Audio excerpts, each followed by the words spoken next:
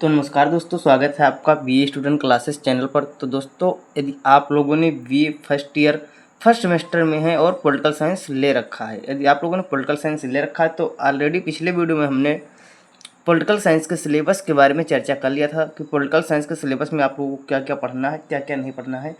तो वो सब जैसे डिस्कस हो जाने के बाद आज हमारा यूनिट नंबर फर्स्ट है। यूनिट नंबर फर्स्ट का ये पार्ट 1 आ रहा है। पार्ट 1 में हम लोग जानेंगे कि आप लोग भारतीय राष्ट्रीय आंदोलन का जन्म, वृद्धि और राजनीतिक प्रवृत्ति के साथ साथ 1857 की क्रांति यानी कि स्वतंत्रता संग्राम, जो प्रथम स्वतंत्रता संग्राम था, उसकी क्रांति के कारण, तो ये सब हम जानेंगे इस वीडियो के माध्यम से। तो पहला टॉपिक हमारा रहेगा कि राष्ट्रीय आंदोलन, भारतीय राष्ट्रीय आंदोलन का अर्थ। तो आप लोगों को साथ साथ में लिखते चलना है या फिर स्क्रीनशॉट करके सेव कर लेना है। तो भारतीय राष्ट्रीय आंदोलन का अर्थ।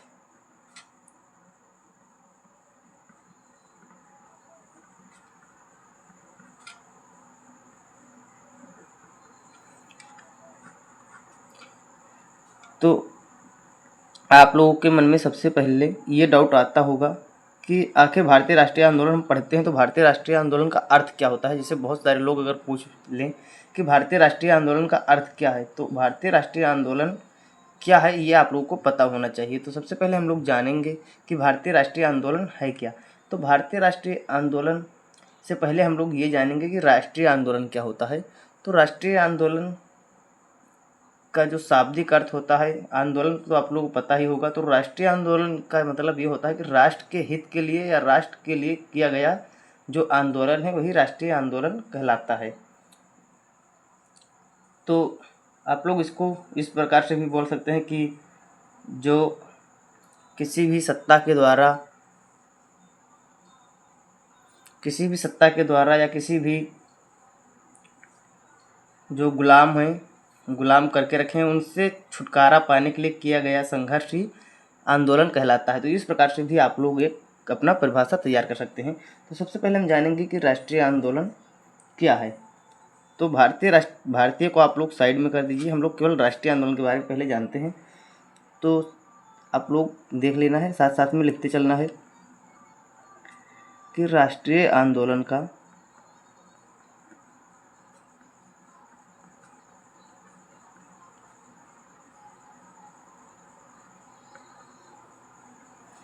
शाब्दिक अर्थ होता है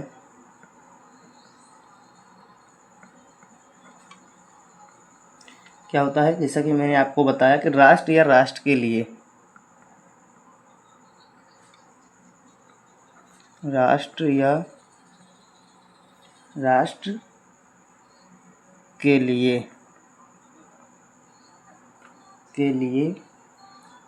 आंदोलन।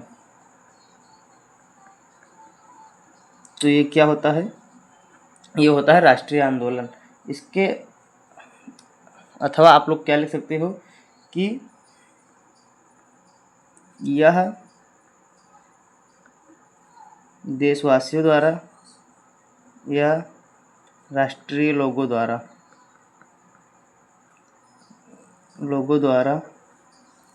राष्ट्र हित के लिए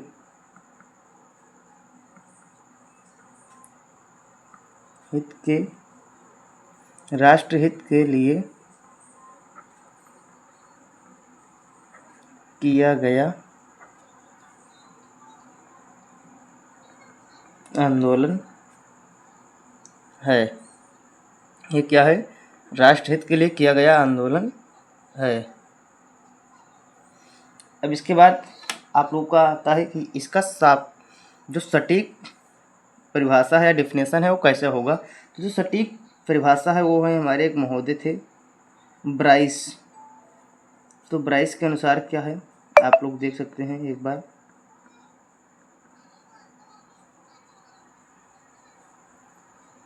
तो ब्राइस के अनुसार आप लोगों को देखना है क्या है कि राष्ट्र एक राष्ट्रीयता है जिसमें अपना संगठन एक राजनीतिक संस्था के रूप में कर दिया है जो स्वाधीन या स्वाधीनता का इच्छुक है। इनका कहना क्या है कि जो राष्ट्र एक क्या है, राष्ट्रीयता है जिसमें अपना एक संगठन होता है और राजनीतिक संस्था के रूप में उसे कर दिया जाता है, और जो क्या होते हैं, स्वाधीन या स्वाधीनता के इच्छुक होते हैं उससे ही राष्ट्र कहते हैं। और वही इच्छुक जो स्वाधीन होने के लिए जो संघर्ष करते हैं वही आंदोलन होता है। तो तात्पर्य यह है कि आप लोगों को पता होना चाहिए, स्वाधीनता के लिए किया गया संघर्ष ही राष्ट्रीय आंदोलन कहलाता है और राष्ट्रीय आंदोलन का मौलिक उद्देश्य है। देख लेते हैं इनके बारे में क्या राय है इनका। राष्ट्र एक राष्ट्रीयता है जिसमें अपना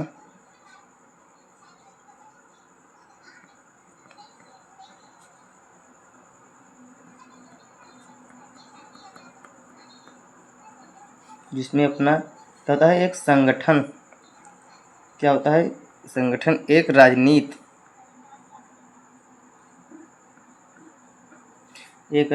संस्था के रूप में कर दिया है। इसमें जिसने होगा ये, जिसने अपना संगठन एक राजनीतिक संस्था के रूप में कर दिया है।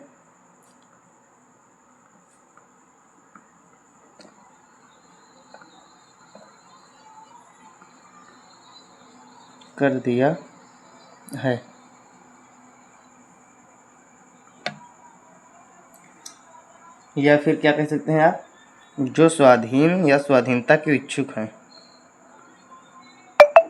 जो स्वाधीन या स्वाधीनता के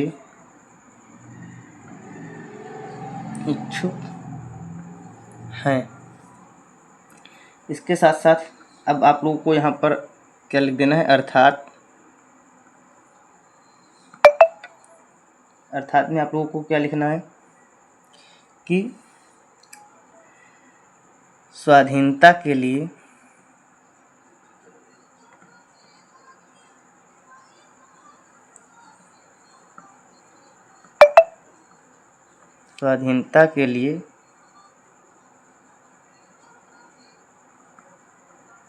किया गया संघर्ष ही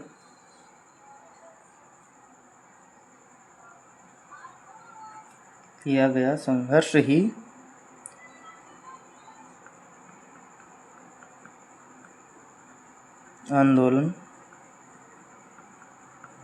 कहलाता है।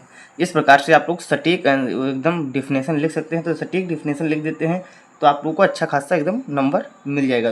ये आप लोगों का एकदम 100% पूछा जाता है।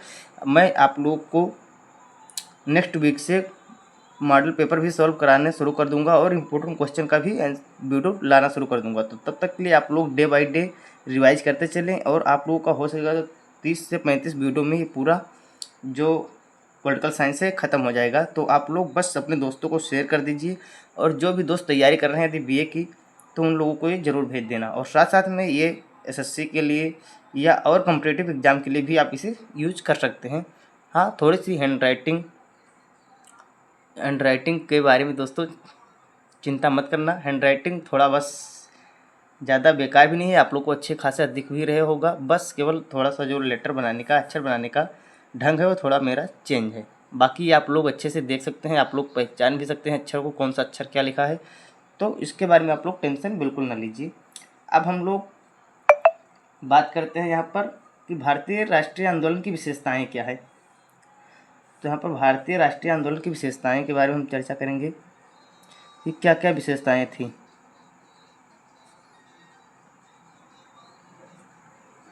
भारतीय राष्ट्रीय आंदोलन की विशेषताएं। भारतीय राष्ट्रीय आंदोलन की विशेषताएं में हम लोग देखेंगे और जानेंगे। इसमें विशेषता नंबर 1 आती है। पहली विशेषता क्या है, लंबी अवधि।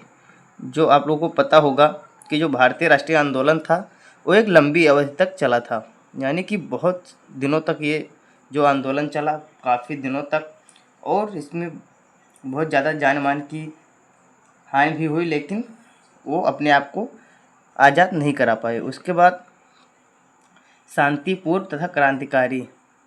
पहले तो क्या हुआ, शांतिपूर्व आंदोलन हुआ, उसके बाद क्या हुआ, क्रांतिकारी पैदा हुई, क्रांति स्टार्ट किया।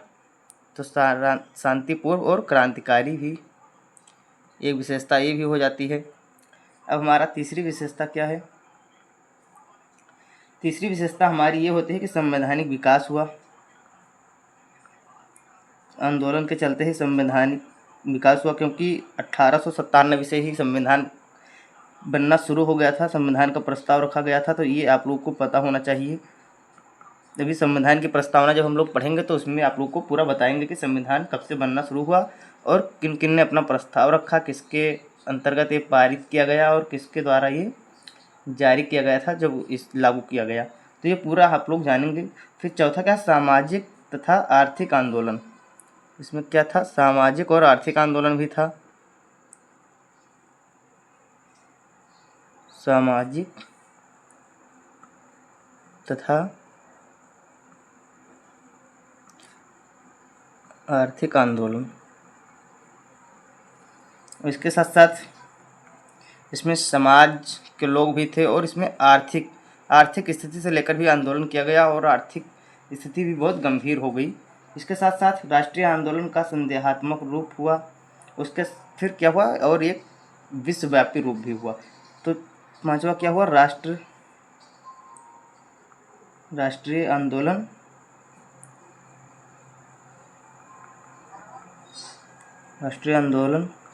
का संदेहात्मक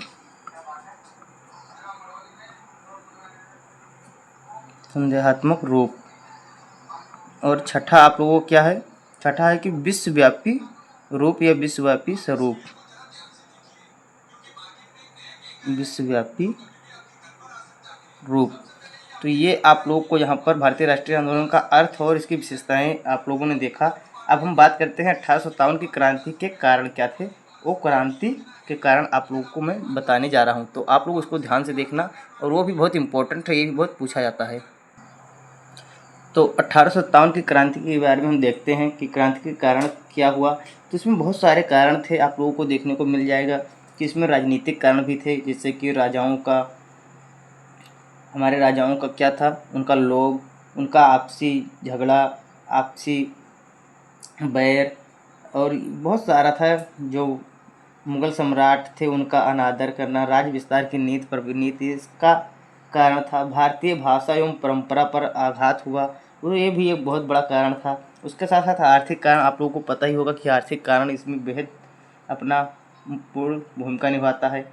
और पेंशन बंद कर देना, जब पेंशन बंद कर देते हैं तो ये और ज़्यादा अपना उग्र रूप धारण करता है। और उसके साथ साथ धार्मिक कारण भी थे। तो चलिए एक एक करके हम लोग जानते हैं कि पहला क्या है, कौन कौन से कारण थे। तो राजनीतिक कारण था पहला,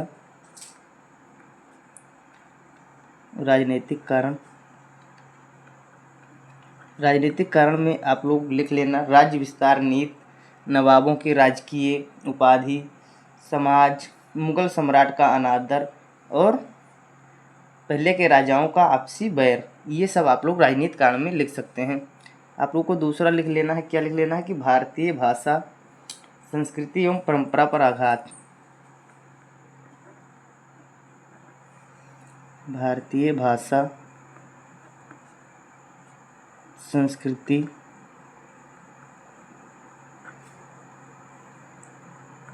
एवं परंपरा पर आघात। इसके अंतर्गत आप लोग लिख सकते हैं कि लॉर्ड मैकाले की शिक्षा नीति, भारतीय भाषा का अनादर, ये सब थे भारतीय राष्ट्रीय आंदोलन या 1857 की क्रांति के पैदा होने के कारण। आप लोगों को फिर तीसरा नंबर क्या लिख लेना है कि आर्थिक कारण।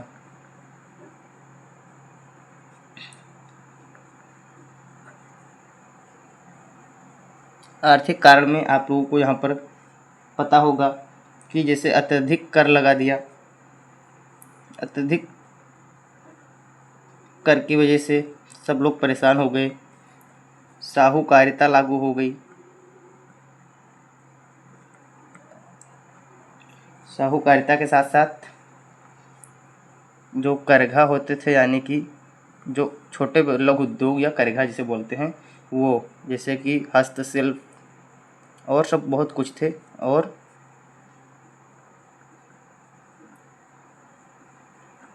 हस्तशिल्प, कुटीर उद्योग, इन सब का बंद कर देना।